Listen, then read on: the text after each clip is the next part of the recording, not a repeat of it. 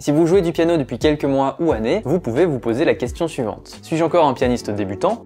Ou alors est-ce que je peux commencer à me considérer comme un pianiste intermédiaire? Aujourd'hui, je vais vous partager ma liste des 7 choses qui distinguent le pianiste débutant du pianiste intermédiaire. Et à chaque fois, je vous donnerai des moyens de savoir à quel niveau vous vous situez entre pianiste complètement débutant et pianiste intermédiaire, voire avancé. Allez, on commence tout de suite. Premier point, vous commencez à avoir une bonne maîtrise de la main gauche. La main gauche, c'est généralement celle que l'on laisse de côté quand on débute, et on se contente simplement de faire des choses à la main droite. Soit en l'ignorant complètement et en ne vous servant que de la main droite pour jouer des mélodies, soit en jouant des accords simples que vous plaquez tout du long. Mais un pianiste intermédiaire commencera à inclure dans ses interprétations un vrai mélange entre la main gauche et la main droite. Un pianiste intermédiaire commencera à rajouter dans ses interprétations un jeu plus avancé à la main gauche, soit en rajoutant un rythme valse à la main gauche par exemple,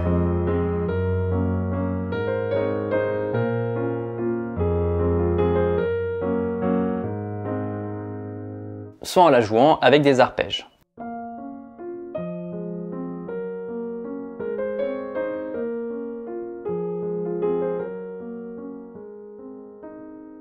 Alors est-ce que vous utilisez une de ces deux techniques à la main gauche? Si c'est le cas, voilà un signe que vous êtes devenu un pianiste intermédiaire. Le deuxième signe que vous êtes devenu un pianiste intermédiaire, c'est que vous avez un mouvement fluide quand vous jouez les deux mains ensemble. Et je dirais que ça s'applique particulièrement aux aspects de la technique que l'on fait souvent, comme la pratique des gammes, des accords, des arpèges. Un pianiste débutant aura tendance à perdre le contrôle et à ne pas bien réussir à coordonner ces deux mains ensemble. Par exemple, quand vous travaillez une gamme, est-ce que vous voyez vous retrouvez avec une main qui est un peu à la traîne ou qui manque un doigté, un passage du pouce.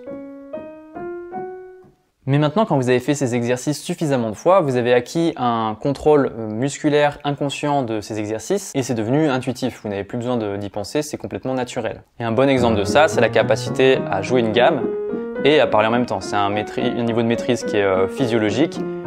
Vous n'avez plus besoin d'y penser, votre corps le fait automatiquement.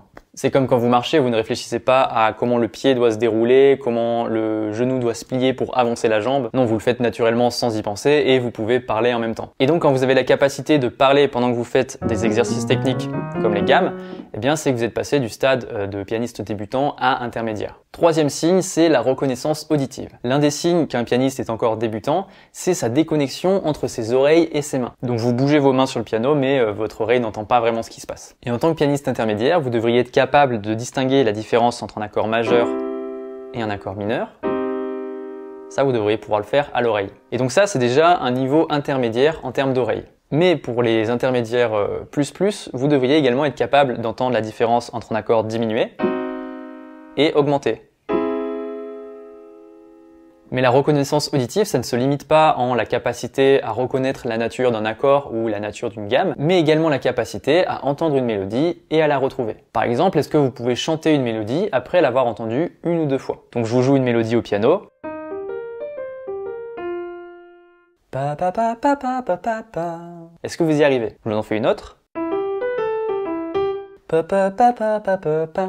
Ça, c'est quelque chose que vous devriez être capable de faire au niveau intermédiaire. Et un dernier test, est-ce que vous êtes capable maintenant de retrouver une mélodie sur votre piano tout en connaissant la note de départ? Donc voici un petit test, sachant que la note de départ de cette mélodie sera Sol. Est-ce que vous arrivez à jouer la mélodie sur votre clavier à la maison?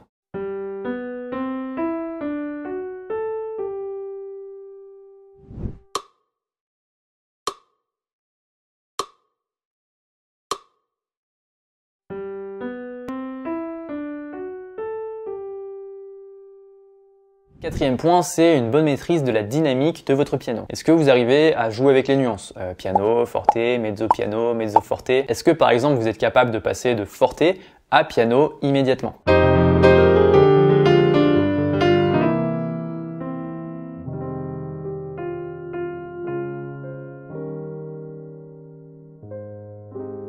Et donc à un niveau intermédiaire, vous devriez être capable de naviguer entre l'un et l'autre immédiatement. Et vous devriez être également capable de faire un crescendo très linéaire, en commençant par jouer très doucement, puis de plus en plus fort en intensité. Donc par exemple sur une simple gamme, est-ce que vous arrivez à rendre le crescendo le plus linéaire possible? Que chaque note soit un tout petit peu plus forte par rapport à la précédente.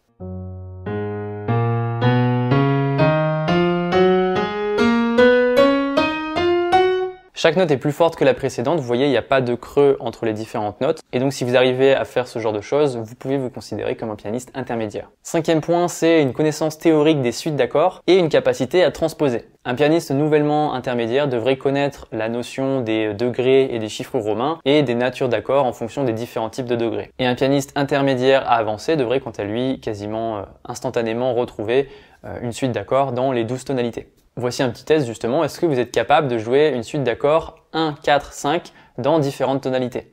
Est-ce que vous y arrivez sans trop réfléchir dans la tonalité de Sol majeur déjà?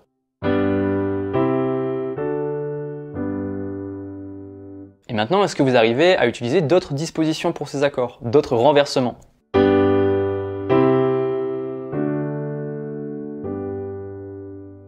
Et maintenant, est-ce que vous y arrivez dans d'autres tonalités?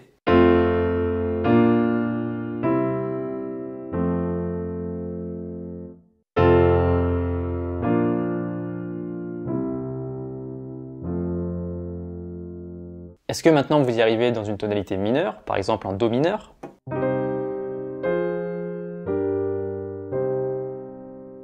Voilà, est-ce que vous arrivez à trouver ces accords par vous-même? Est-ce que vous êtes capable de changer les renversements, de le faire dans les 12 tonalités, majeur, mineur? Si vous êtes capable de faire tout ça, vous êtes sans doute devenu un pianiste intermédiaire aux portes d'un niveau assez avancé. Point numéro 6, c'est votre capacité à improviser et à sortir de ce qui est marqué texto sur les partitions ou à jouer exactement comme votre pianiste préféré. Et plus que seulement l'improvisation, c'est votre capacité à vous approprier un morceau et le jouer avec votre façon, votre propre style.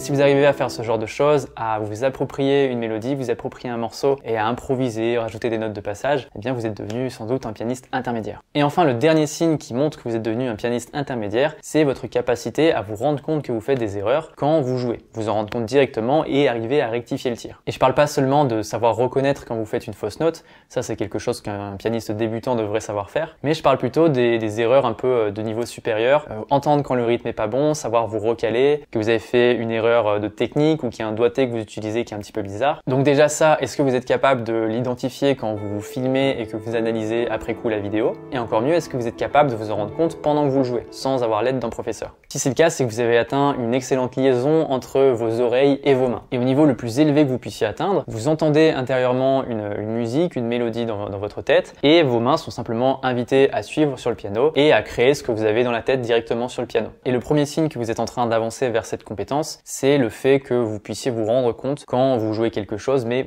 il y a quelque chose qui cloche, il y a quelque chose qui va pas bien. Donc voici ma liste des 7 signes qui différencient le pianiste débutant du pianiste intermédiaire. Dites-moi en commentaire laquelle de ces choses vous êtes capable de faire et celle pour laquelle vous avez encore du mal. Et si vous êtes encore au stade débutant, vous pouvez rejoindre mon cours gratuit Devenez un pianiste autonome que je vous mettrai en description, qui est un cours 100% gratuit dans lequel je vous donne une routine de jeu pour les pianistes débutants et qui vous permettra de gagner en polyvalence, en autonomie et d'avancer vers des niveaux plus intermédiaires. Je vous mets tout ça dans la description et sur ce, je vous retrouve dans une prochaine vidéo.